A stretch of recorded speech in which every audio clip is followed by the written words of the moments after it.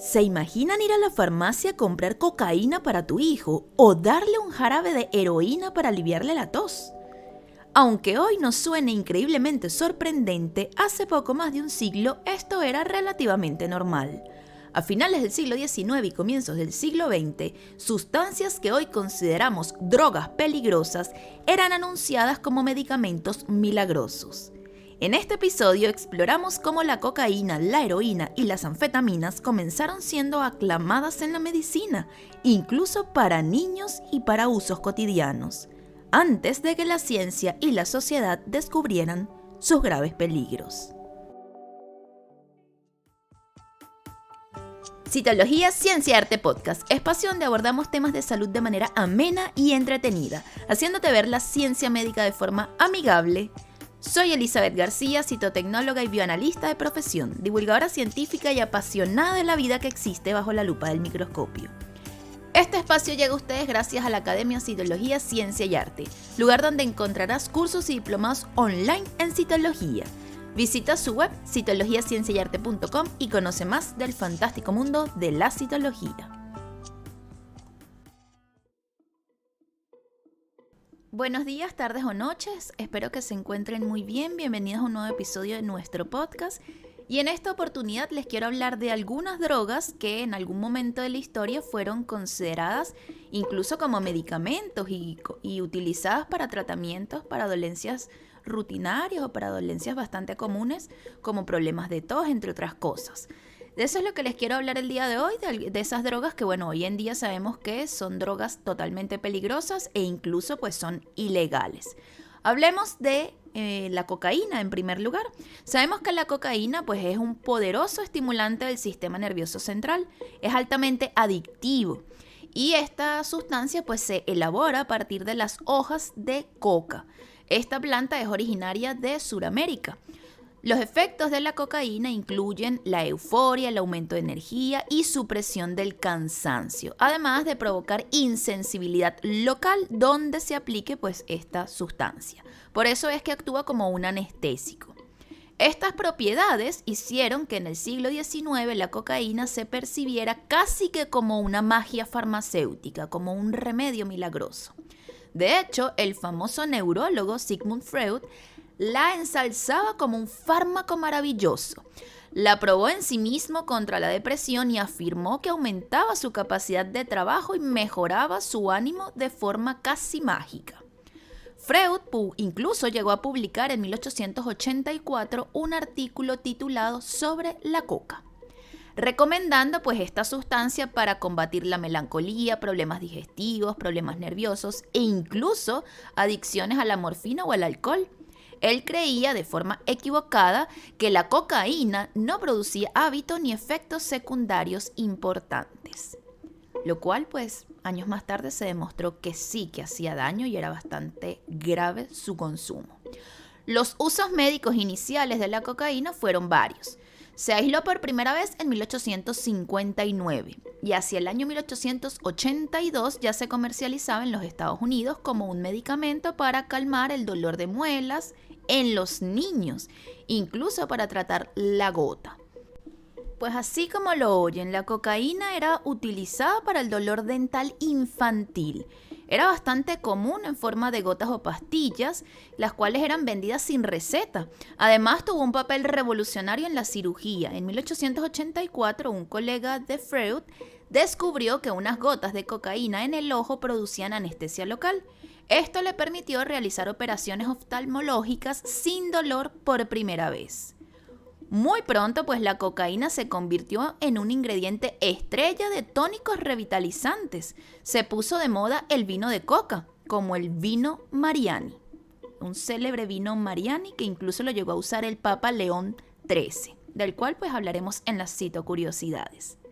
Incluso en 1886 el farmacéutico John Pemberton, inspirado por este tónico tan fantástico, lanzó una bebida con hoja de coca y nuez de cola como remedio para el dolor de cabeza y estimulante, pues nada más y nada menos se trataba de la Coca-Cola original. La cocaína en su momento fue presentada casi como una sustancia milagrosa. Se promocionaba como un estimulante capaz de disipar la fatiga, aliviar dolores, tanto dolores físicos y también para levantar el estado de ánimo. O sea que podríamos decir que hasta para aliviar dolores mentales, como lo expresaba Sigmund Freud en sus teorías. Su popularidad creció rápidamente gracias a su inclusión en todo tipo de productos, en jarabes, en tónicos revitalizantes e incluso en pastillas para la garganta destinadas a cantantes y a oradores profesionales. Todo esto en una época donde la idea de este fármaco milagroso se asociaba más bien a la intuición y no tanto a la evidencia científica. Sin embargo, a medida que avanzaba el siglo XX, los efectos secundarios comenzaron a hacerse visibles y no eran precisamente leves. Se registraron casos de dependencia, episodios de psicosis, alucinaciones y colapsos físicos en personas que habían comenzado consumiéndola como parte de un tratamiento médico. Incluso el propio Sigmund Freud, quien había sido uno de los mayores defensores de sus supuestos beneficios terapéuticos, terminó totalmente desilusionado al ver cómo algunos de sus colegas y amigos caían en la adicción e incluso morían a consecuencia de su consumo descontrolado. Con el tiempo, pues las evidencias fueron demasiado contundentes para seguir ignorándolas, y en 1914 en los Estados Unidos tomó cartas en el asunto y promulgó la Ley Harrison de narcóticos, la cual prohibía su comercialización libre y la relegó al ámbito médico bajo controles muy estrictos. Eso sí, la cocaína no desapareció del todo. Se siguió permitiendo su uso como anestésico local en procedimientos específicos, sobre todo en cirugías oftalmológicas o en cirugías otorrinolaringológicas, debido a sus propiedades únicas. Así que durante unos años fue visto como un polvo milagroso para combatir el cansancio y las dolencias. Eso pronto se convirtió en uno de los grandes villanos, o convirtieron pues a la cocaína en uno de los grandes villanos de la historia de la medicina. Pasó de la farmacia a la lista negra en apenas unas décadas, dejando a su paso una lección que la medicina pues no olvidaría. No todo lo que alivia un principio o un dolor o alguna molestia está exento de consecuencias. Hablemos ahora de la heroína. Este es un opioide derivado de la morfina y es extraído de una planta, pues de la amapola. Irónicamente nació con una buena intención, pues con la intención era de usarlo como un opioide más seguro. A finales del siglo XIX la morfina era un analgésico muy utilizado pero altamente adictivo y pues estaba generando problemas en quienes se utilizaba. En 1874, un químico británico obtuvo diacetilmorfina tratando morfina con sustancias químicas y descubrió que este nuevo compuesto tenía potentes efectos calmantes. Años después, en 1897, el laboratorio alemán Bayer se interesó en esta molécula. El doctor Heinrich Dresser de Bayer probó la diacetilmorfina en animales y pacientes tuberculosos, viendo que aliviaba la tos y ayudaba a dormir. Entusiasmados por esos resultados y creyendo que sería menos adictiva que la morfina, empezaron a producirla industrialmente. En 1898, Bayer lanzó al mercado su nuevo fármaco para la tos con el nombre comercial de Heroin o heroína, derivado de droga heroica por los efectos casi milagrosos que proclamaban. Originalmente se vendía como un jarabe antitusígeno, es decir, supresor de la tos, destinado inicialmente solo para los adultos. Sin embargo, pues pronto se extendió para toda la familia. Se anunciaba que era para aliviar la irritación de la garganta, bronquitis, asma y los accesos de tos en niños pequeños. Los primeros estudios clínicos no reportaban efectos adversos importantes o serios o algo de que preocuparse, y la comunidad médica pues recibió la heroína con entusiasmo a principios del siglo XX. Por más de una década este jarabe de heroína de Bayer se vendió libremente en farmacias de Europa y Estados Unidos y se recetaba a bebés y niños con tos persistente. La promesa era tentadora. Un opioide que quitaba la tos y el dolor sin tener la adicción de la morfina. Lamentablemente todo eso era falso. Ya en el año 1899, hubo médicos que alzaron la voz de alarma advirtiendo que la heroína podía ser adictiva. Y en efecto, muchas personas que tomaban ese inocente jarabe desarrollaron dependencia. Para el año 1912 y entre 1912 y 1913 empezaron a aparecer casos de abuso y toxicomanía de heroína reportados en revistas médicas. El golpe final vino al constatarse que algunos pacientes, incluidos los niños, necesitaban cada vez dosis mayores para tener el mismo efecto. Un claro signo de tolerancia y adicción. Así pues, en 1914 se impusieron las primeras restricciones en los Estados Unidos y finalmente en 1924 la heroína fue prohibida del todo para su uso medicinal en los Estados Unidos. Otros países pues siguieron el mismo camino en las décadas siguientes. La cura milagrosa se había convertido en una total pesadilla. Hacia el año 1930 pues la heroína ya era vista mundialmente como una droga de abuso mortal, permitida solo bajo condiciones médicas muy excepcionales. Al día de hoy, la heroína es tristemente célebre por su alto poder adictivo y su contribución a la crisis de opioides, y ya nadie recuerda que una vez se llegó a vender como jarabe para la tos, incluso para los niños. Hablemos un poco de las anfetaminas. Las anfetaminas constituyen una familia de estimulantes sintéticos que estimulan pues el sistema nervioso central, que inicialmente tuvieron usos médicos legítimos. Químicamente, las anfetaminas fue sintetizada por primera vez en 1887 por el químico Nagai en Japón, pero pasó desapercibida hasta finales de los años 1920.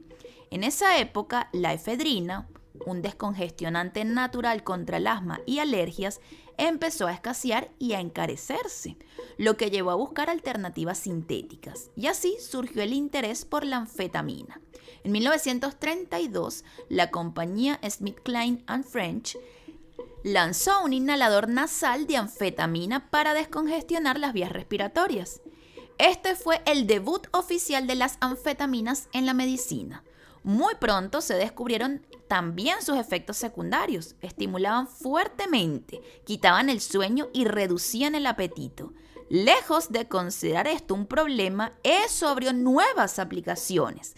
Durante los años entre 1940 y 1950, las anfetaminas se usaron para mantener despiertos y alertar a soldados en la Segunda Guerra Mundial. Y los psiquiatras las ensayaron para utilizarlas en tratamientos contra la depresión y la fatiga. Pero donde realmente se llegó a popularizar fue como píldoras para adelgazar. Hacia la década de 1950 y 1960, tomar pastillas supresoras del apetito a base de anfetaminas se puso de moda como tratamiento de la obesidad. Y por allí les debe sonar, ¿no? Porque hoy en día pues hay muchos de estos tratamientos mágicos. Y ya hemos hablado un poco del Ozempic, que nada tiene que ver con anfetaminas, ¿no? Pero yo hablé en un episodio sobre el Ozempic y realmente para qué se utiliza. Tengan mucho cuidado con las cosas que utilizan para adelgazar. Mucho cuidado con eso. Volvamos a nuestra historia. ¿Qué sucedió con las anfetaminas? Bueno, se hacían estas pastillas supresoras del apetito y eran recetadas especialmente a mujeres que querían perder peso de forma rápida. Un tema que nunca pasa de moda, ¿no? Para darse una idea, en Gran Bretaña en 1959 el 2,5% de todas las recetas médicas eran fórmulas con anfetaminas, utilizadas no solo para la obesidad, sino también para una lista asombrosa de problemas como la epilepsia, la esquizofrenia, la depresión, el colon irritable, esclerosis múltiple, lesiones cerebrales y hasta para disfunciones sexuales. Prácticamente parecía un fármaco todoterreno. En América surgieron marcas como el Ovetrol, las cuales vendían combinaciones de anfetaminas como píldoras de dietas milagrosas. De hecho, el Ovetrol luego evolucionó en lo que hoy en día es el Adderall, una medicación utilizada en el TDAH. Las anfetaminas eran presentadas como seguras y efectivas bajo supervisión médica y millones de personas las consumieron en esos años dorados. Sin embargo, como era de esperar, este abuso médico llevó a muchos casos de adicción y efectos adversos severos, como insomnio extremo, psicosis y problemas cardíacos. Ya para finales de 1960, o de la década de los 60, mejor dicho, se hablaba de una epidemia de anfetaminas. Legalmente, varios países empezaron a restringirlas. En los Estados Unidos, las anfetaminas pasaron a ser sustancia controlada en 1971. Prohibiendo pues su uso para estas pastillas de adelgazar. Aún así dejaron un legado complicado. Por un lado se siguieron usando en tratamientos específicos, como les mencioné anteriormente, el uso en este medicamento para el TDAH. Pero por otro lado su distribución ilícita continuó, derivando en problemas como las metanfetaminas callejeras. En conclusión, las anfetaminas nacieron como medicamentos innovadores, primero para el resfriado y luego para la mitad de dolencias que existían en ese momento, incluso hasta para adelgazar, pero su potencial adictivo y peligroso terminó equiparándolas a las demás drogas de abuso. En la segunda parte les quiero hablar un poco de, cómo fue ese proceso de pasar de ser sustancias milagrosas a ser sustancias que hoy en día son ilegales y están totalmente prohibidas y que forman parte de lo que se conocen como las drogas de abuso, de uso y abuso y que son ilegales. No se vayan, nos vemos en la segunda parte. Cito curiosidades. A finales del siglo XIX, uno de los productos más populares entre la élite europea era un vino de Burdeos mezclado con extractos de hojas de coca. Su nombre era vino Mariani, y no solo lo bebían artistas y escritores, sino hasta el Papa León XIII. Aparecía incluso en anuncios publicitarios sosteniendo una botella de este peculiar brebaje. Se decía que llevaba siempre una petaca de vino Mariani consigo para recobrar energía durante sus largas jornadas papales. Tan agradecido estaba el pontífice que incluso le entregó al creador, Angelo Mariani, una medalla de oro por considerarlo un benefactor de la humanidad. Hoy cuesta imaginar algo así, pero en esa época beber cocaína diluida en vino no levantaba ninguna ceja. En los años 60, las anfetaminas no solo se recetaban para adelgazar, se promocionaban sin pudor y hasta con sentido del humor. Celebridades y médicos recomendaban pastillas como el Ovetrol para perder peso rápidamente. Uno de los consumidores más famosos fue nada más y nada menos que Andy Warhol, quien usaba anfetaminas tanto para controlar su figura como para mantenerse despierto y creativo. Por si fuera poco, las revistas publicaban anuncios bastante cuestionables. Uno mostraba a un instructor de esquí diciéndole a su alumno con sobrepeso: o bajas 20 kilos o esperas a que caigan 15 centímetros más de nieve. Sí, así se vendían las pastillas en esa época. Hoy sería impensable, pero en los 60 parecía perfectamente normal. Ya es bastante conocido que Sigmund Freud fue un firme defensor de la cocaína, incluso la recomendaba como tónico para mejorar el estado de ánimo y aliviar dolencias. Pero menos personas saben que su colega, el célebre Carl Jung, coqueteó años después con otra sustancia, las anfetaminas. En la década de 1930, Jung recetó Benzedrina a algunos de sus pacientes con depresión, fascinado por el efecto de euforia que les provocaba. Eso sí, no tardó en darse cuenta de sus efectos secundarios y abandonó la práctica. Aún así, queda como anécdota curiosa que incluso los padres del psicoanálisis experimentaron con estas drogas pensando que podrían ser grandes aliadas de la mente, al menos por un tiempo.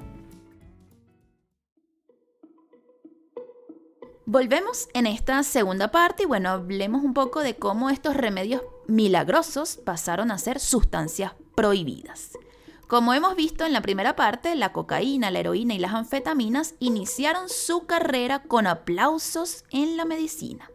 Sin embargo, con el tiempo, la evidencia de daño superó a los beneficios percibidos y la sociedad tuvo que reaccionar frente a todo esto. Ya en las primeras décadas del siglo XX se documentaron numerosos casos de adicción y consecuencias fatales asociadas a la cocaína y a la heroína. Los legisladores comenzaron a actuar en Estados Unidos, pues se creó la Ley Pure Food and Drug, en el año 1906, la cual obligó a etiquetar adecuadamente los medicamentos, exponiendo si contenían cocaína, opio, alcohol o cualquier sustancia. Poco después surgió la ley Harrison en 1914. Directamente, pues esta ley criminalizaba la venta de cocaína sin control médico y restringió los opiáceos. En 1924 llegó la prohibición total de la heroína, incluso con receta. Europa también implementó controles durante las décadas de 1910-1920. Esta transformación legal pues refleja un cambio de mentalidad. Lo que antes eran fármacos estrellas pasaron a ser vistos como amenazas a la salud pública, como un verdadero problema para la población. El caso de las anfetaminas tardó un poco más. Su auge médico fue entre los 50 y 60, pero ya a finales de los 60 varios países limitaban sus indicaciones. En 1971, la Convención de Psicotrópicos de la ONU clasificó a muchas anfetaminas como sustancias controladas de nivel 2, reconociendo su potencial de abuso. Así se cerró progresivamente pues ese grifo de las pastillas de la felicidad y esas pastillas para adelgazar. Hoy en día, aunque existen anfetaminas de prescripción como las que les mencionaba en la primera parte para el tratamiento del TDAH, su dispensación es estrictamente vigilada y cualquier desviación pues se considera un narcotráfico. Vale la pena destacar que algunas de estas drogas nunca desaparecieron del todo de lo que es el área médica, porque sabemos que estas son drogas que continúan circulando de forma ilegal. Pero siguieron utilizando en el área médica por muy corto tiempo. Por ejemplo, la cocaína aún está catalogada como fármaco de categoría 2 en Estados Unidos y en ocasiones excepcionales se usa como un anestésico local en cirugías de lo que es oído o nariz, pero siempre pues en entornos clínicos controlados. Luego tenemos la diamorfina, que es esa heroína medicinal. Se emplea en contadas circunstancias en Reino Unido y en otros países para dolor intenso en pacientes terminales y siempre bajo una supervisión médica exhaustiva. Y en el caso de las anfetaminas, como vimos, pues encontraron un nicho terapéutico en trastornos específicos. Es decir, la ciencia no olvidó por completo estas sustancias, pero aprendió a usarlas en entornos controlados, en dosis controladas y para casos muy, muy específicos. Sí que se usan, pero con mayor precaución y solo evaluando pues lo que se refiere a ese balance riesgo-beneficio justificado claramente, ¿no? Siempre evaluando en qué casos muy específicos se pueden utilizar estas sustancias. Este giro dramático que dieron este tipo de sustancias que parecieron como heroínas, como héroes, y luego pues terminaron volviéndose en villanos, nos da pues varias lecciones. Primero nos recuerda la importancia de la evidencia científica y de los ensayos rigurosos. Muchas de estas sustancias fueron adoptadas con entusiasmo antes de comprender plenamente sus riesgos. Los primeros estudios sobre la heroína y la cocaína minimizaron o no detectaron la adicción, ya fuera por plazos de observación cortos o por sesgos de aquella época. Otro aspecto importante, pues, es el rol de esa regulación farmacéutica. Gracias a todo esto que ocurrió, pues no fue solo llevó a establecer controles gubernamentales, a generar leyes, a generar agencias como la FDA que existe hoy en día, y todo esto pues pudo frenar la comercialización indiscriminada de estos productos. Y en tercer lugar, pues ilustra cómo los factores sociales y económicos también influyen en el auge de este tipo de sustancias. En el caso de la heroína, influyó que Bayer la promocionara de forma agresiva, esa publicidad que se hizo, incluso regalando las muestras a los médicos en aquel momento. En el caso de las anfetaminas, pues contribuyó a una cultura de que se idealizaba los cuerpos delgados y tener alto rendimiento, pues haciendo que todo esto generara una alta demanda. Cuando finalmente se reconocieron pues los daños que daban todas estas sustancias, como pues las muertes por sobredosis, problemas psiquiátricos, adicciones, entre otras tantas cosas, pues ya había una verdadera crisis de salud en curso que tomaría décadas en controlarse. Y muchas de las cosas aquí narradas pues siguen existiendo hoy en día, esta idealización de los cuerpos, aunque hoy en día pues ya se habla mucho de que no se habla del cuerpo ajeno y todos estos temas, pero se siguen idealizando el mantenerse delgado. Ahora está bastante de moda el ser fitness, el de tener los músculos bien desarrollados, un cuerpo marcado. Esa es como la tendencia de hoy en día, que bueno, ya veremos con los años qué consecuencias puede tener esto. Estas cosas que a veces nos venden como saludables, ¿realmente lo son? Háganse preguntas, como siempre se los digo, ¿no? No estoy cuestionando nada de esto, pero pregúntense. Antes de comenzar un estilo de vida, de consumir una sustancia, háganse preguntas. Siempre háganse preguntas. Siempre cuestiónense las cosas. ¿Puede ser realmente beneficioso para mi cuerpo? Investiguen. No se vayan a la primera a consumir sustancias o a cambiar quizás estilos de vida, buscando, porque evidentemente siempre es buscando algo mejor y mejorar pues la salud, porque tener un cuerpo en condiciones en cierta medida pues lo hace saludable, ¿no? Entonces evalúen. Siempre yo sé que lo hacen buscando lo mejor para ustedes mismos, pero siempre háganse preguntas. Podríamos cerrar pues este episodio con la pregunta que yo creo que todos se están haciendo. ¿Existen hoy en día medicamentos que en el futuro serán vistos como sustancias o drogas peligrosas? Probablemente sí, probablemente no, pues ya lo sabremos con el tiempo. La historia de estas 3 sustancias que les hablé en este episodio nos enseña a ser humildes y cautelosos. Muchas de esas curas milagrosas, que hoy en día muchas de estos temas hay por ahí, curas milagrosas, pastillitas y cosas, que el día de ayer, en el pasado, pues acabaron siendo maldiciones para el día de hoy, que hoy siguen estas sustancias, pero de forma ilícita y bueno, todas las consecuencias que traen en el consumo. La ciencia sigue avanzando y descubre nuevos tratamientos, pero también continúa reevaluando pues esa seguridad de esos tratamientos. Esperemos haber aprendido de aquellos errores de hace algunas décadas atrás. Quizá dentro de otros 100 años, cuando miremos hacia el 2025, pensemos, ¿en serio recetaban eso para los niños? ¿En verdad se consumían este tipo de cosas? ¿En verdad las personas hacían este tipo de actividades? Seguramente nos haremos esa pregunta porque es algo que siempre va a estar a lo largo de la historia. Solo el tiempo pues nos los va a decir, y mientras tanto conocer historias como la de la cocaína que era recomendada en los niños, la heroína usada para el tos, las anfetaminas utilizadas para adelgazar nos ayudan a valorar el rigor científico y la prudencia en la medicina actual, y también nos hace pensar de que siempre debemos hacernos preguntas y no dejarnos llevar por grandes publicidades o grandes mensajes que parecen curas milagrosas y promesas de tantas cosas. No existen caminos súper fáciles en la vida para absolutamente nada. Si la vida fuera así, de caminos fáciles y curas milagrosas, y de que haciendo tal cosita logro mis metas y mis sueños, imagínense ustedes. La vida no es eso. Háganse preguntas, siempre se los digo. Recuerden que si quieren conocer el contenido exclusivo, porque este episodio lo continuamos allá con los miembros exclusivos de nuestro canal, pueden unirse dándole al botón unirse y seleccionar la membresía de amantes del podcast, y allá podrán conocer el contenido exclusivo donde estaré hablando de otros medicamentos y otras sustancias que también se creyeron seguras y pues no lo eran. Hasta aquí llegamos para el público de YouTube. Muchas gracias por escucharme. Por supuesto, no olviden darle like, no olviden suscribirse al canal y nos vemos la próxima semana. Y seguimos en el contenido exclusivo con los miembros del canal. Chao, chao. La evolución continúa y la ciencia avanza. Citología, Ciencia y Arte Podcast, un espacio de divulgación científica.